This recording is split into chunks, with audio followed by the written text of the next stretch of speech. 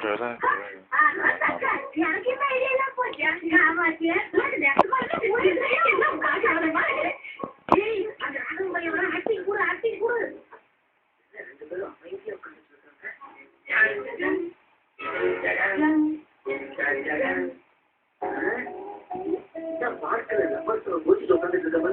எங்க அம்மா அந்த பக்கமும் உங்க அம்மா இந்த பக்கம் உட்காந்துருக்காங்க.